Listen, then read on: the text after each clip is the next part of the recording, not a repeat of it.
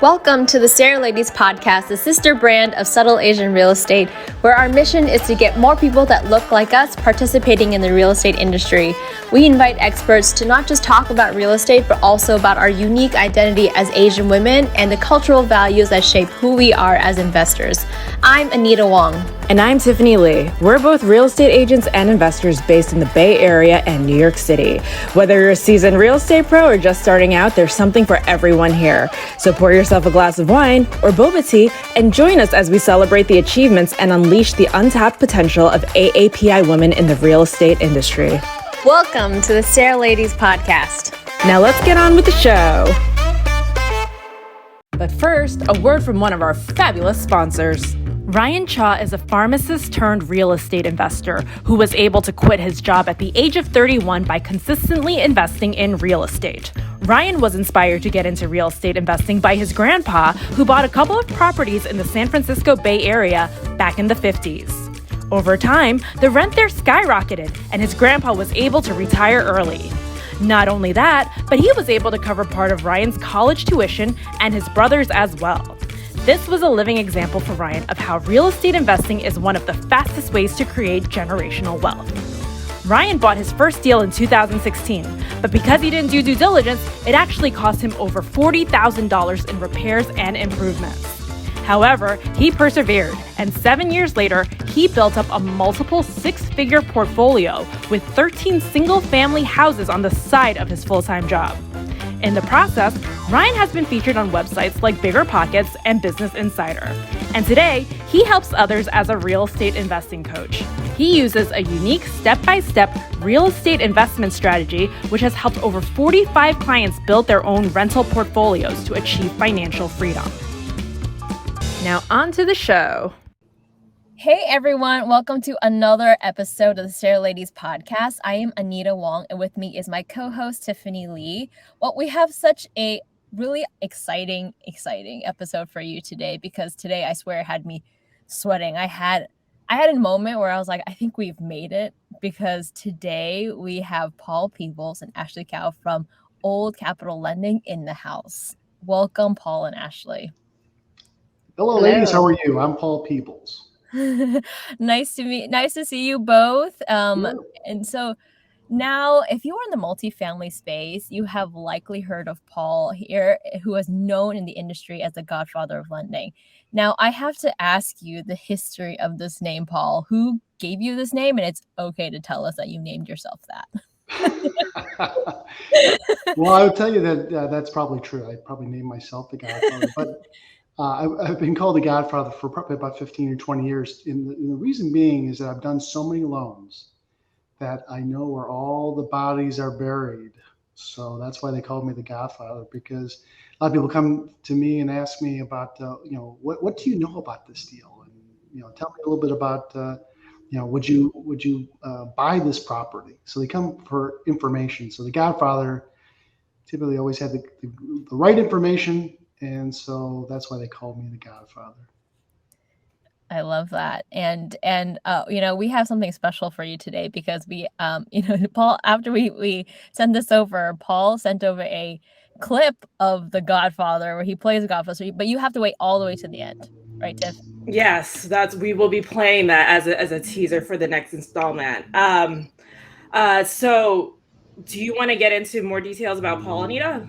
Oh, yeah. Well, if you don't know Paul is a titan of industry. He's a national underwriter at Old Capital, and he has over 30 years of experience with over $8 billion in transactions. With him is Ashley CAO, who recently joined Old Capital as a commercial real estate loan officer, and investor herself, who recently co-GP'd in a 111-unit Texas deal with one of our previous SARE Ladies podcast guests, Tony Lynn.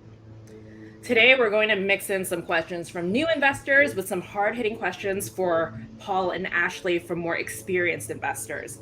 And if you like the episode today, Paul will be speaking at SARECon this year on July 29th in Costa Mesa, California. And make sure you stay with us to the end of our show for our post-show teaser for the next installment of The Godfather at SARECon. Don Peebles will make you an offer you can't refuse. So make sure you catch him there, guys. There you go. All right, so let's jump into the questions. All right, so Don Peebles and I guess they call it what, Sister Ashley. Is that how they refer to women in the family? Now that you're part of Love the it. SARE family, guys, welcome. Can you share your personal journey in lending and investing with us, Paul? Why don't you go first? So I've been in lending for about 38 years. And so I started off coming out of college as being a loan officer. I did residential lending in Southern California. So I'm originally from Chicago, but found myself out in the mid 80s out in Southern California working for a large bank. And I worked for them for a number of years and then got into commercial real estate lending with them back in about 1988, 89 or so. And so I've been in lending for a long period of time and probably have closed almost maybe 7,000 apartment transactions, commercial real estate transactions over a period of time. So I'm a banker by trade, commercial real estate banker. And so the person I think is really probably more interesting is Ashley and her experience, because I think it really relates to a lot of people that may listen to this episode of your podcast about how they got into real estate investing. Ashley, why don't you weigh in? Yeah.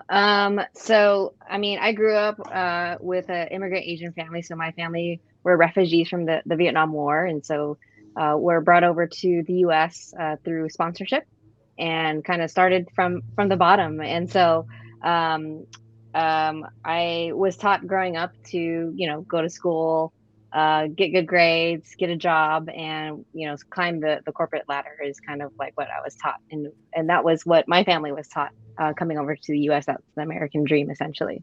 And so I did that, and I ended up working at a couple of great companies. So I started investing actually in 2018 when I was working at Tesla as a technical recruiter. And so I use kind of like the funds from my corporate job to get into real estate investing.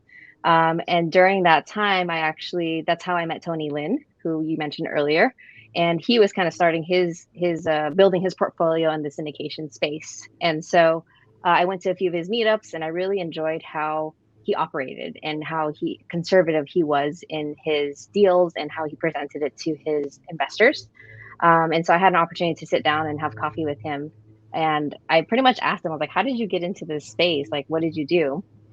And he said that he followed a group of sponsors or syndicators that he really valued and really respected and wanted to emulate, essentially. And so he tried to add as much value to them.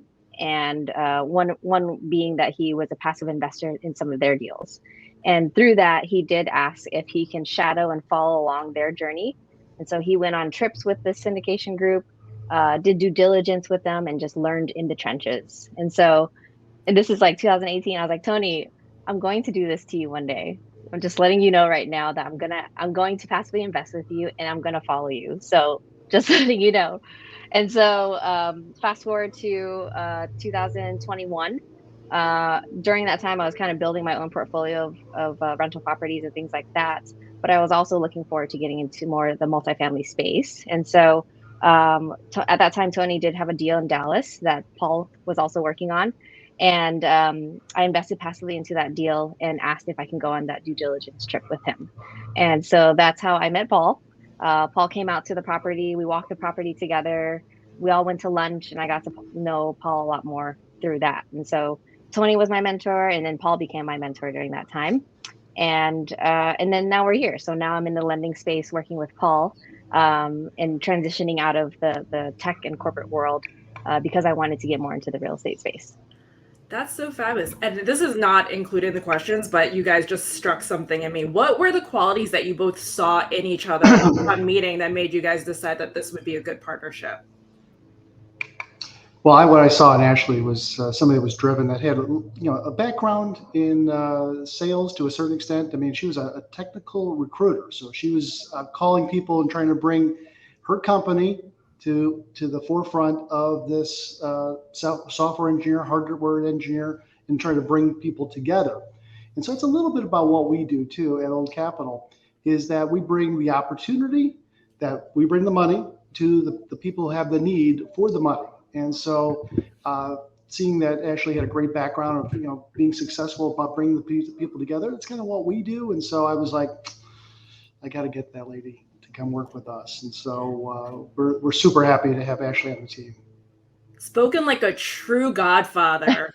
You need to join the family, Ashley. The old capital lending family. Yes. What about you, Ashley? What drew you to Don Peebles? What made you decide to join the old capital lending family? The dark side. I'm kidding. I think there's a couple of things. I think Paul is a great mentor. He's a great teacher. He's really good at explaining things. And so for somebody new into the multifamily space, he was just a really great resource.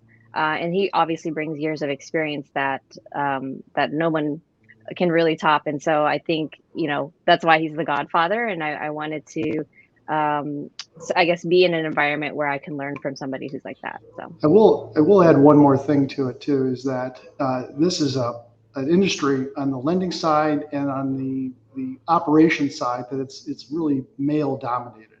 Yeah. Mhm. And I've really noticed that here we got too many. Oh, you drop a little, Paul. Can you say that again? So I've noticed over the period of like 35 or 40 years that it's really a male-dominated industry. That we just have too many guys and not enough women in this industry. And so it's been my fortunate position to try to bring more women into this industry, and being on the position of trying to get more people, more perspectives from women about what's going on, because a lot of women invest in multifamily properties. A lot of women invest in commercial real estate, and so we really want to kind of focus in on that and be kind of like with Ashley. Ashley's a thought leader, and we immediately recognize that, and we wanted to have Ashley, be part of our team to bring more women into the business. I love that. And Paul, you shared with me that your daughter is now in commercial real estate, right? She did. So she just graduated from SMU, Southern Methodist University here in Dallas. So she is an undergraduate. She has 3 degrees, and then she just recently finished her master's in commercial real estate lending. And so she's a smart cookie. So she'll probably eventually come into the family business. You hit it before I could. I was thinking it already. It probably won't be until she spends another 4 or 5 years with a major institution. Let them train her on what's going on. So we're excited to have her come in too. Okay. Yeah, I love that. We have so many girl dads on this podcast and on this podcast that are just like full on supporting this industry. We're like, yes, we need to see more women. Tony Lynn too, right? And so amongst many of people that have sponsored and supported SARE Ladies. So really, really awesome. I should add girl dad to your title. Yeah. Your thing. So it's going to get really long. Yeah. Girl dad. Hey, can I say one more thing to that Sure. too? I think on just like the women empowerment and just being able to help ladies get into the space, I think that's also, like Paul said, is very important to me. And so if you're talking about like attributes or characteristics of people who I wanted to be around, I mean, Paul definitely exemplified that. He was very open to like bringing women and kind of empowering women in the space, and Tony was the same. And so maybe that's kind of where I was drawn to these folks. It's like, wow, they're really open to sharing with me, this little Asian lady, right? Their knowledge and their information. So I love that. And Paul, I want to ask you a question. What kind of key things do you encourage to promote more women in commercial? Like, what are you doing actionably? I mean, obviously you are, speaking so highly of Ashley and really promoting her on stage. And so, like, I mean, what are some other things, and what can men in commercial really do to have to put more women in commercial real estate?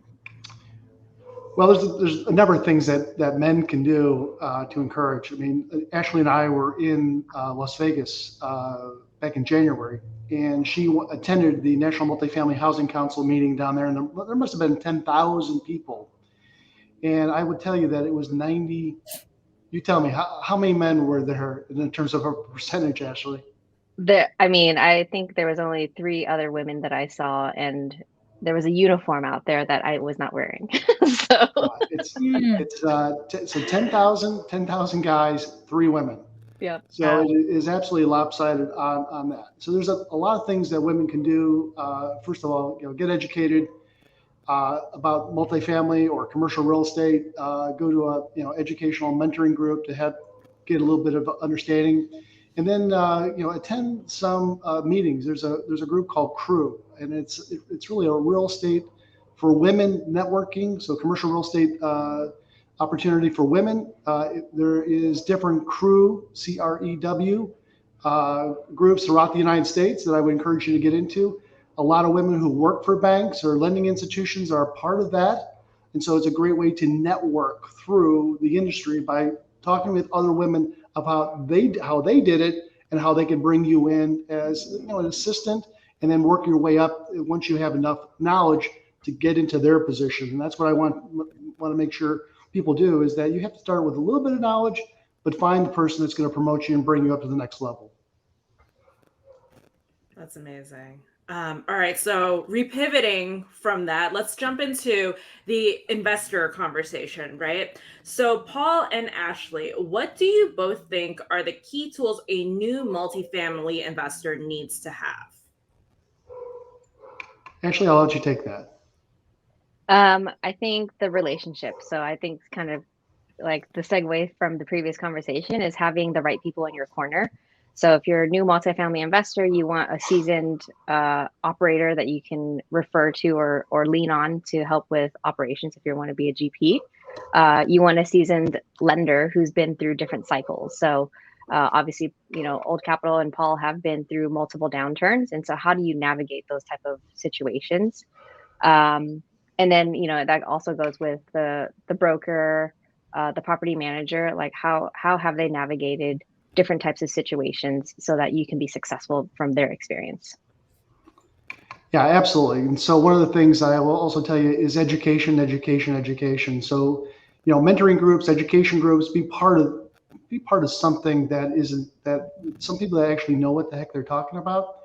So there's a lot of people that maybe have done one transaction or two transactions, and they say that they're an educator or a mentor. I would not back that horse, so to speak. I would want to have somebody that's done, 5, 10, 15 transactions to be able to give somebody a level of understanding on how these transactions actually work. So education and mentoring is probably the key thing. Listening to podcasts like the SARE ladies group, and then listen to the speakers about what's going on. But probably the number one thing is networking, in-person networking, going to the conference like that is going to happen over the summer down in Southern California. Go to other conferences and listen to networking with people and listen about what's going on, what they're hearing, what's going on about the industry itself.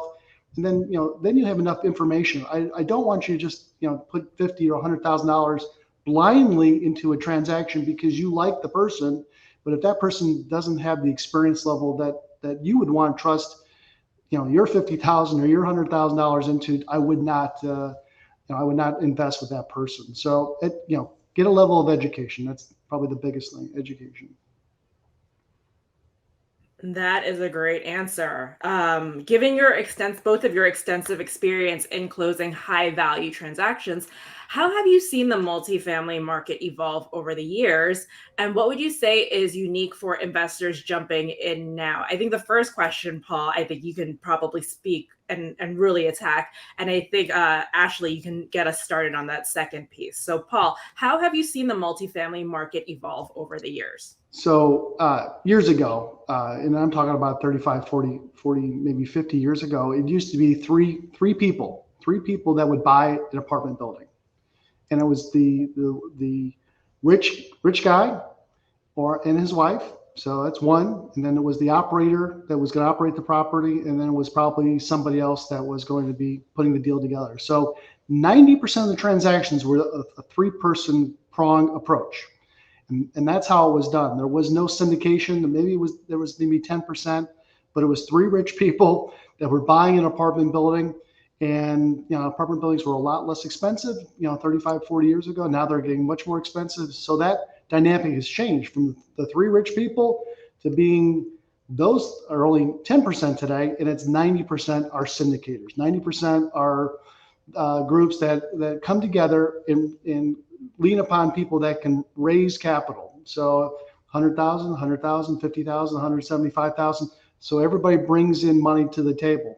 And so that has really been the change from the three rich people to the syndicators that are putting these transactions together. They're buying the property, they're operating the properties, they're bringing the funds in to close the transactions, they're doing the due diligence.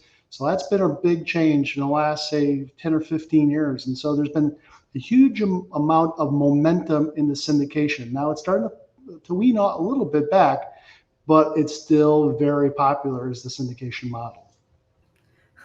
It's almost like we went from crime syndicates to syndicators, right?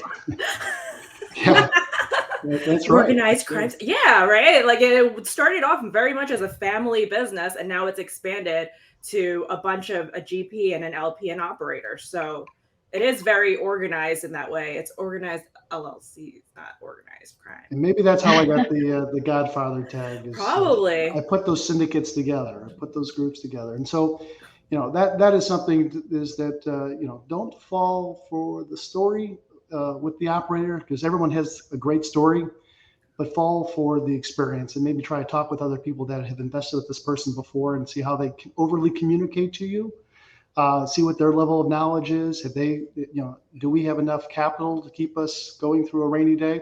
So I'll talk a little bit about some meat, maybe towards the end of the podcast, or I'll share some of it when we all get together in over the summer at the SARE conference. Yeah. Reputation is so important, right? It is. and you want to avoid those wise guys. Those wise guy operators.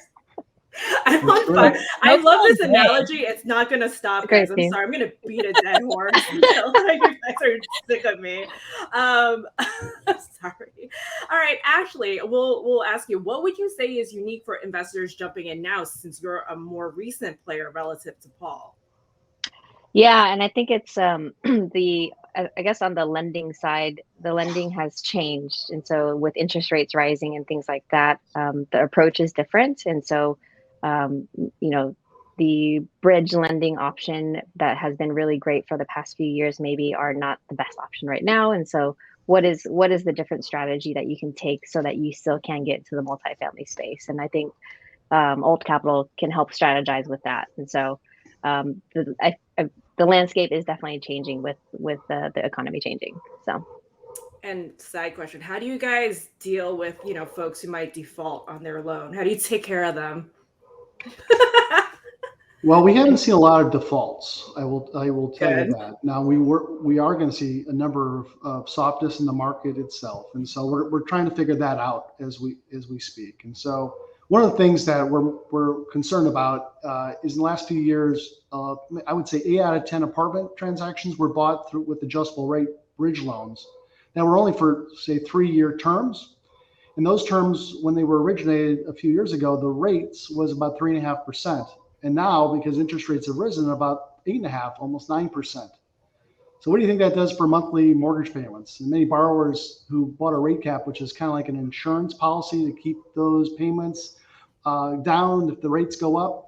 Some bought 3 years ago, some bought 2 years ago, and some didn't buy them at all. So they usually, it's like an insurance policy you could have for 3 years or 2 years, or if you didn't buy the insurance policy.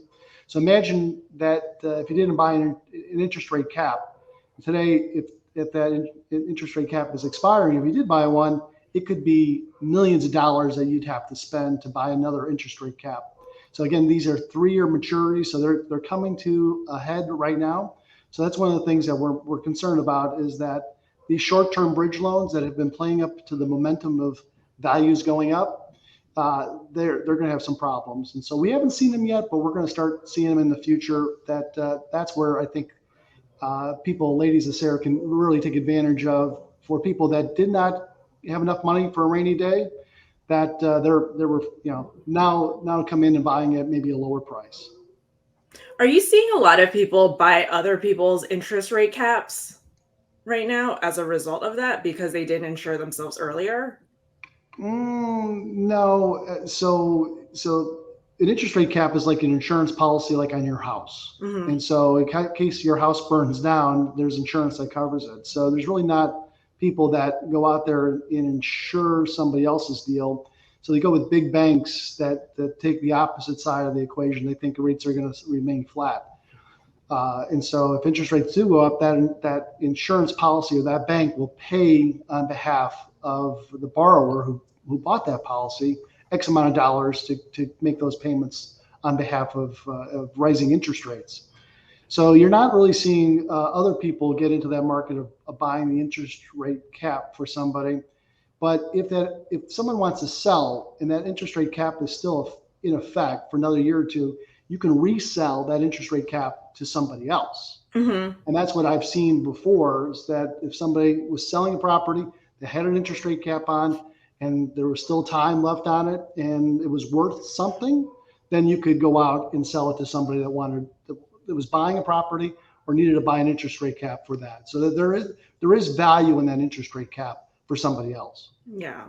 It's like how when you have leftover time on your parking ticket and then you just hand it off to the next person taking the spot as like, go away paying it for it, but they're paying you money for it. That's it. But instead of giving it to them, you're getting something for it. There's a value for that time left on that parking meter. Yep. Cool analogy, right? All right, Anita, why don't you? Yeah. Hey, we're going to take a little break, but in the meantime, here's a shameless plug for one of our amazing sponsors. Learn how to invest in commercial real estate the right way. No fluff, just the truth. Retired software engineer turned real estate syndicator Tony Lin is the managing partner of Link Multifamily, where he helps folks invest passively while also teaching aspiring operators the ins and outs of the commercial multifamily space. Here's what one potential investor had to say about Tony's commercial real estate mentorship.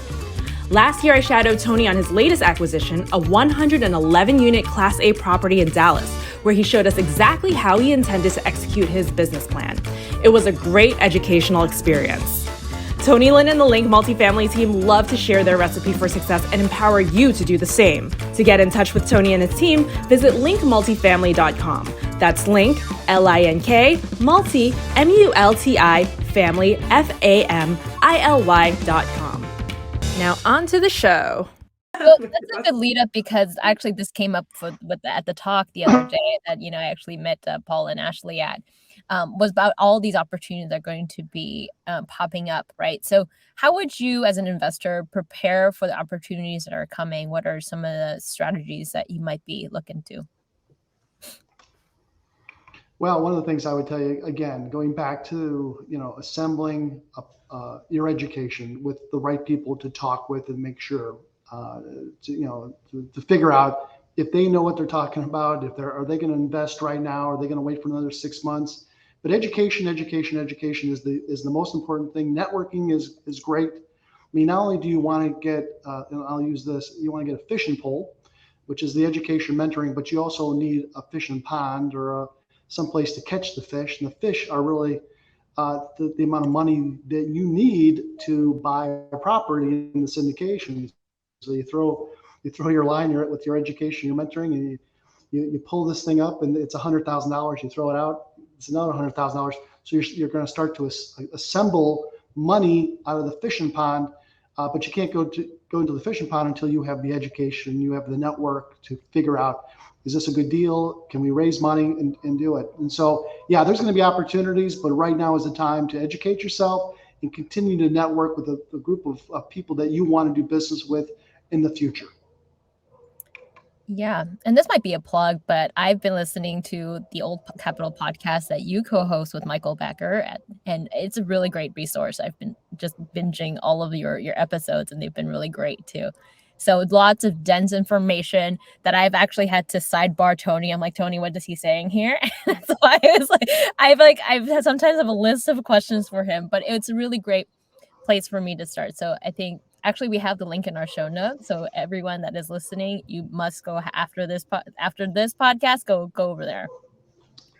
Yeah, thanks for the plug on that. It's downloaded about 60,000 times a month. Michael Becker and I started this about 8 or 9 years ago, just as an educational. Michael comes out of banking, and he went from a loaner of money to an owner of real estate. So he figured out a long time ago, a couple of years ago, that he was on the wrong side of the equation of lending people money. He said, if I want to try to make some net worth, I want to be an owner. And so that's what he did. He transitioned over from a lender to an owner. And then, we just want to educate people. There's nothing in it for us. We just want to make sure that we're telling people, because I don't want to see any of our clients or any of our friends lose any money. So we are out there trying to just try to tell people about what's going on. Yeah. So a question in regards to, these syndicators with those bridge loans, do you think that lenders would be open to negotiate with syndicators to allow them to keep their properties afloat? Yeah, not at this time. So, at this time, that's probably not going to happen, but in the future, it may happen. And so, there's two things that if a property interest rates go up or property taxes go up, insurance goes up, or just the cost of operating these properties go up, but the rental income doesn't do anything. We think it's going to go up, but it usually, if it just does this, it goes sideways, then there's an issue with that. And so, what our big thing is that just make sure that on something that there's two ways that the lender can do. One is either foreclose upon the property, which they really don't want to do, or two, they'll do a forbearance agreement, which means they'll break the terms of maybe the 3-year loan or the 5-year loan that the person originally had taken out and just kick the can down. But they may do it for a price. They may want you to do a capital call to raise more money from your partners to give you additional time. So, and the last thing is that if they can't do that, then they'll go to the market and kind of figure out can we sell this loan? And, sometimes it may be that the property is not worth what the loan actually was done for originally when we originated, say 2 or 3 years ago. So then it's going to be an economic decision for the lender if they want to, pull down that balance to whatever the market is at that period of time. So it's not there right now, but it's a tidal wave and it's coming for these 8 out of 10 bridge loan based on adjustable rates that took these loans out a couple of years ago, that they're holding on to these life preservers just in case there's a problem in the future. So it's coming, but it's not there yet. Yeah, absolutely. Okay. Before we get into, we're going to try this kind of fun game. We're going to do a lightning round for Paul and Ashley. But before we do, did you want to touch base on the presentation that you mentioned earlier, Paul? Yeah, we can kind of talk a little bit about it. And this is just a high level. And these are some of the things that we'll cover at the conference coming up over the summer. But a couple of things are the transactional volume. The number of transactions that are actually closing are down about 80 to 85% from this time last year for about 12 months ago. So a really fall of the number of transactions. The volume is fallen. Rental growth throughout the United States has slowed. It's still positive in many markets, but it's not going 10 or 15% like it had been in the past. Fannie Mae fixed rates right now are about 4.75% to 5.25% with stabilized properties. Fannie Mae is not a bridge lender; they are a stabilized lender. So they look at properties through the rear view mirror and how the properties have been doing in the past. They are not looking through the front of the window and seeing where the car is going. They're looking behind, and so you have to have a stabilized property historically. But a bridge loan is for somebody that looks to see where it's going to go for in the future.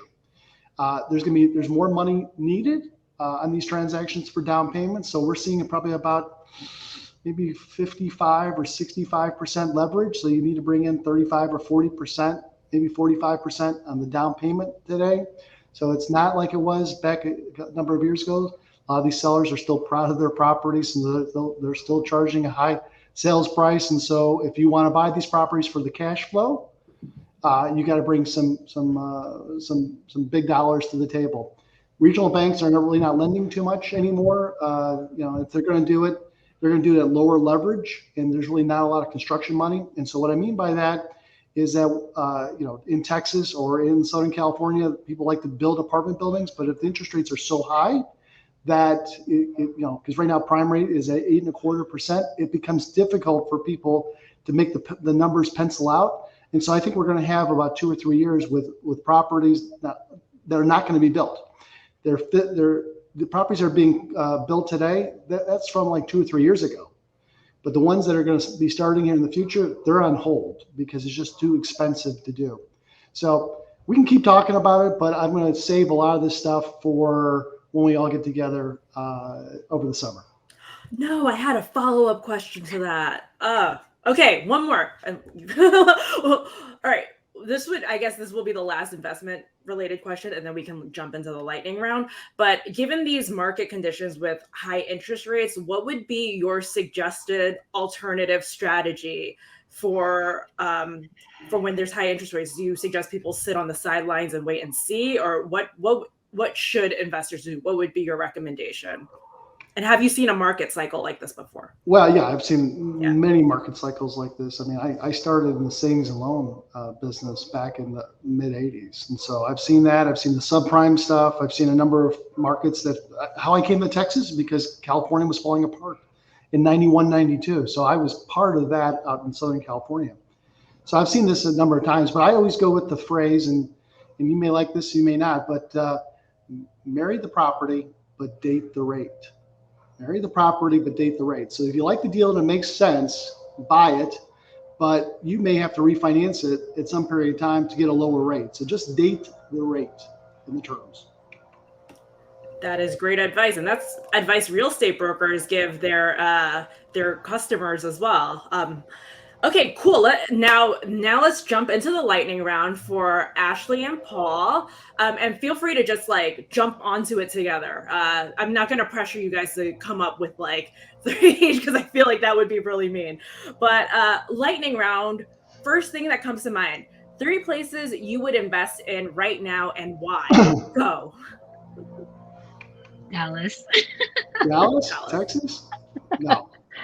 So it really doesn't make a difference about where you invest in, but what really makes a difference is concentrating on areas that are landlord friendly.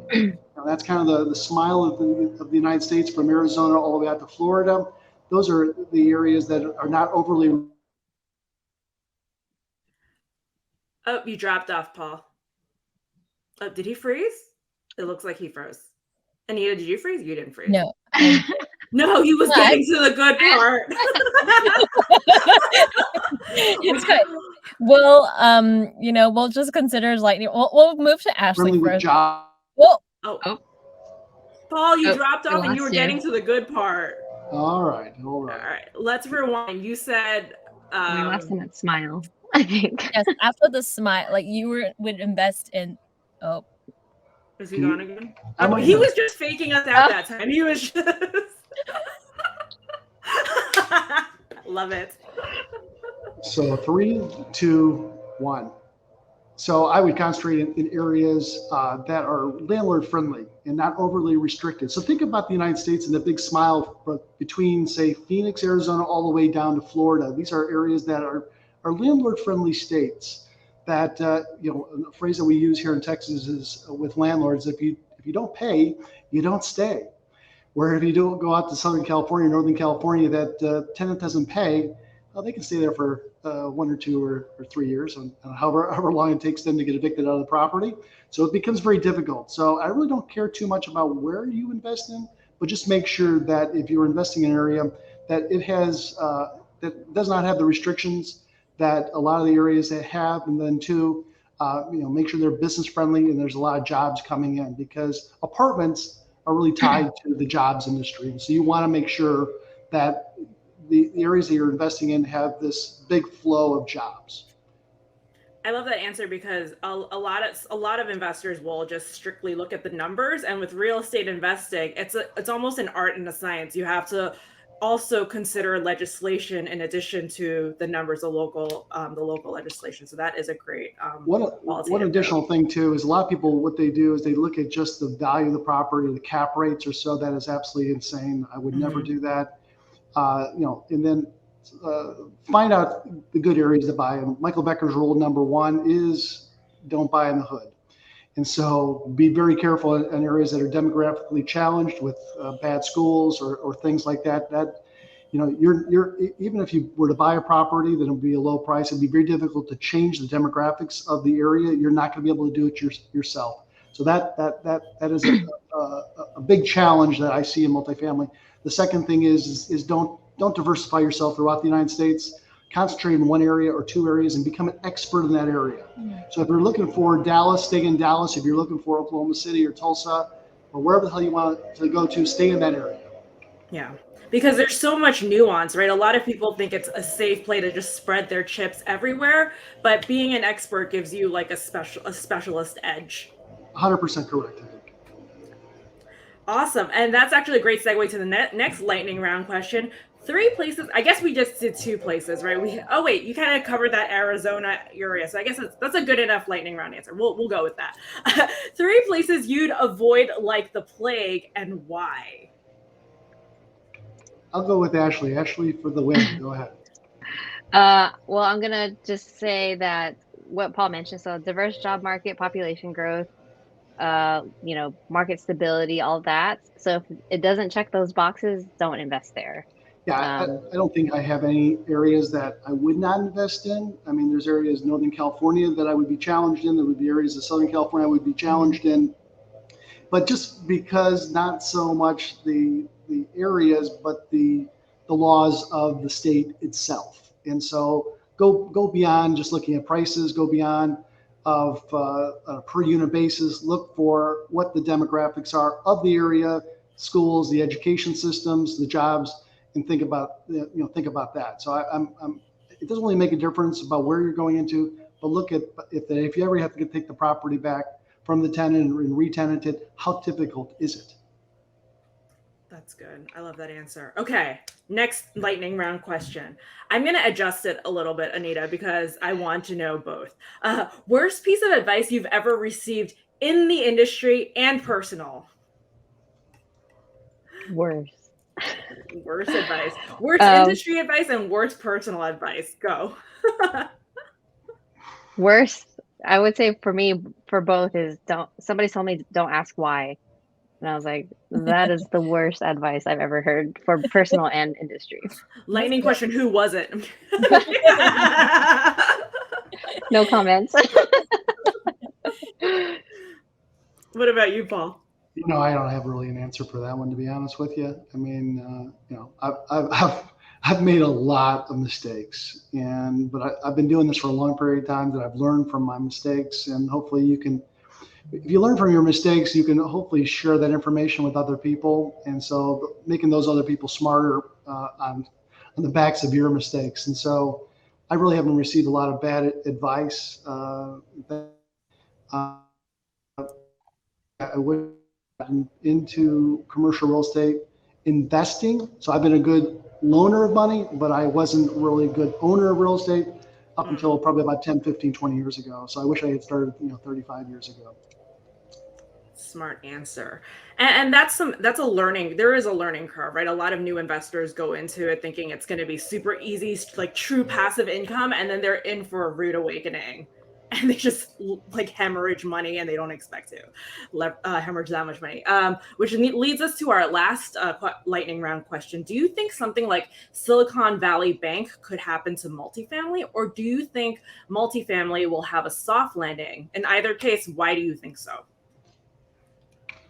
Well, I mean, Silicon Valley Bank is kind of a different story. I mean, they were, it's a different story than multifamily, but it rhymes a little bit with multifamily. Is that it's similar that we were making these long-term bets on short-term rates. So we were buying properties that we thought we were going to hold for a long period of time, based on these bridge loans for 1 or 2 or 3 years, and then we were betting on that the momentum would continue to take off.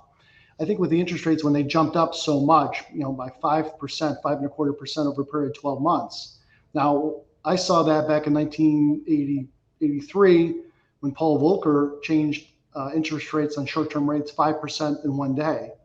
And so over a period of 12 months, a lot of the banks that had lent money or had bought treasuries, they had done something that historically has always been a problem, and it was a problem in the savings loan industry where they were betting on short term, and so you just can't do that. But with multifamily, I think it's going to be, there's going to be some momentum that's going to come to an end of that values continue to go up all the time. I think you have to plan for just cash flow.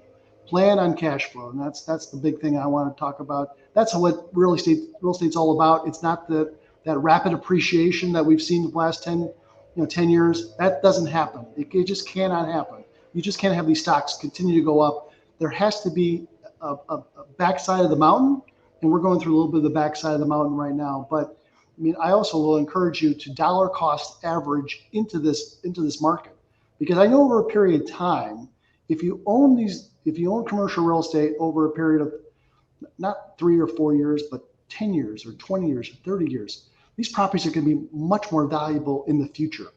And I make this analogy real quick here, and we'll finish off in this, is that I made a loan to a gentleman from Northern California that he bought a property here in Dallas. He bought a property that was built in 1938. Built 1938. In 1938, that property was an A-class property, just like an A-class building that was being built today. Beautiful property, 2 bedrooms, in just a beautiful park-like environment. So he bought that property just 2 years ago. And I was walking around the property, and I saw a kind of a data box. It was up on the wall, and it was like a shadow box. And it showed me what the rents were in 1938 for this property. Any idea what rents were for a month in 1938 for a 2-bedroom Class A building in 1938?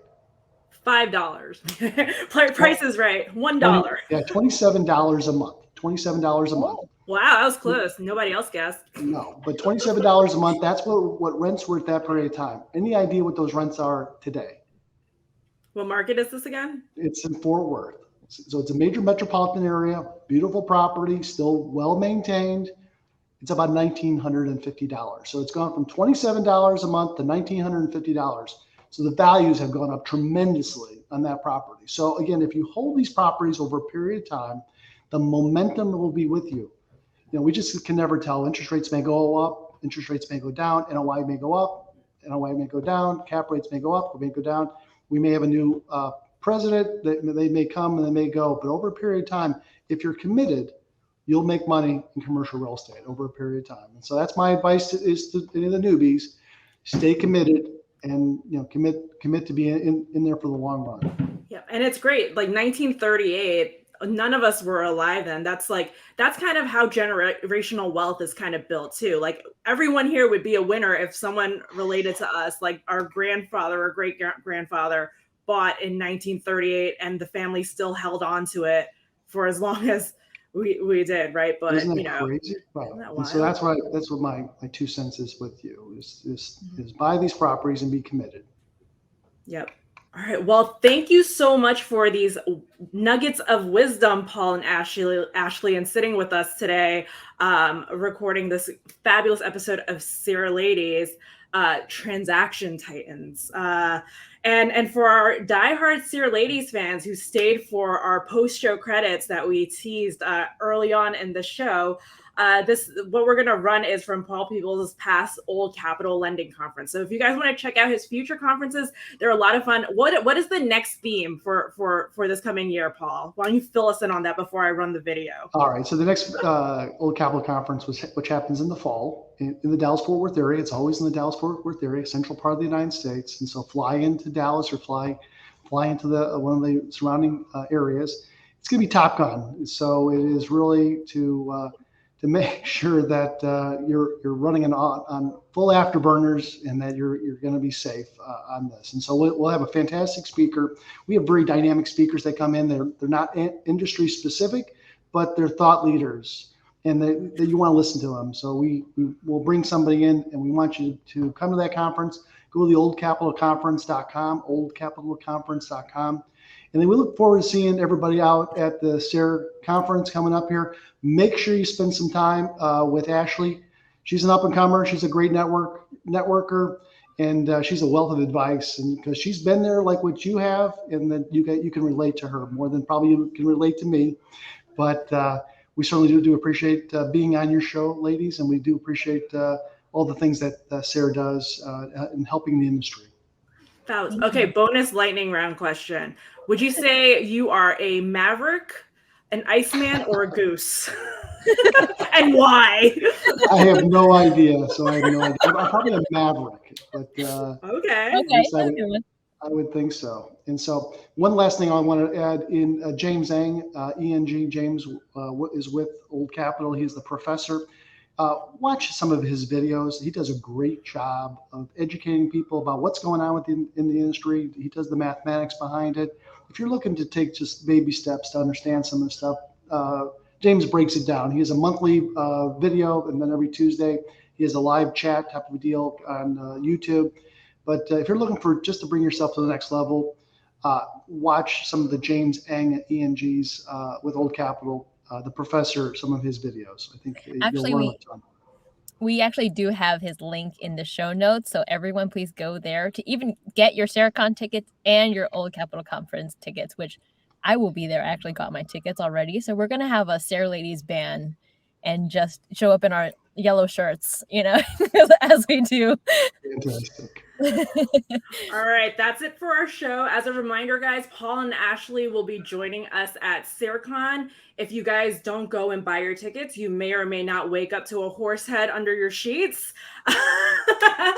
So without further ado, here we are signing off with this video from Don Peebles, the Godfather.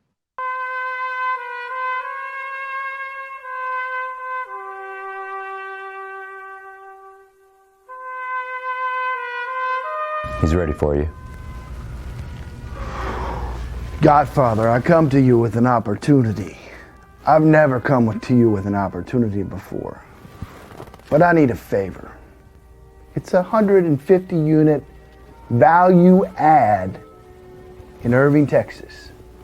This place hasn't been touched in 15 years. So tell me more. They haven't even touched the toilets. No rub system in place.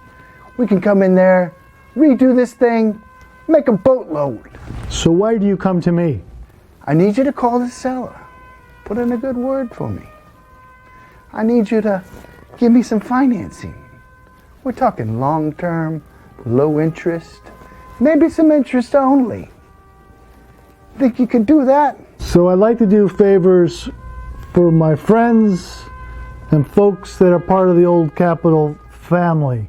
I will make the call and see if I can make an offer that he can't refuse. Buonasera, buonasera. Let me see if my trusted associates can help us with your problem. You got Jimmy, the professor. You got Rico, the enforcer. They're good at making problems go away. Thank you, Godfather. Someday, and that day may never come, I may ask you for a favor. But until that day, accept this gesture as a gift coming to the Old Capital Multifamily Conference for 2019. I will, Godfather. Thank you, my son. Attention, all trailblazing women. Are you ready to level up your leadership game and make a lasting impact? Since the recording of our podcast with the fabulous Michelle Ngo here on SARE Ladies, we have officially released the date of our Women's Leadership Summit, happening July 27th to the 28th this year in Costa Mesa, California, in conjunction with SARECon. Join us for an empowering event packed with inspiring speakers and interactive workshops designed to supercharge your soft skills and prepare you for your upcoming real estate events. You'll connect with like-minded women from around the country, sharing stories, experiences, and strategies to shatter the bamboo ceiling and change the world together.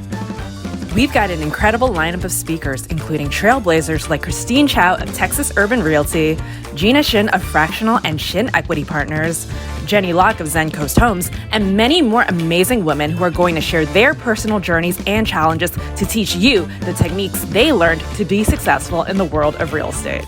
Plus, you'll have the opportunity to join smaller breakout sessions where you can learn practical skills and strategies to level up your own life and career. So, are you ready to ignite your inner fire and unleash your full potential? The Women's Leadership Summit 2023 is the event for you. To get tickets, click on our show notes linking to the Eventbrite. Hurry up, tickets sell out fast. See you there, ladies. Thank you for tuning in to the SARE Ladies podcast hosted by Anita Wong and Tiffany Lee. Special thanks to Subtle Asian Real Estate, LLC, our parent company. If you enjoyed our show, please leave us a review or follow SARE Ladies on Spotify and Instagram at Subtle Real Estate. You can also click on our show notes to subscribe to our newsletters to stay on top of our news and upcoming events. Until next time, Pod Squatters.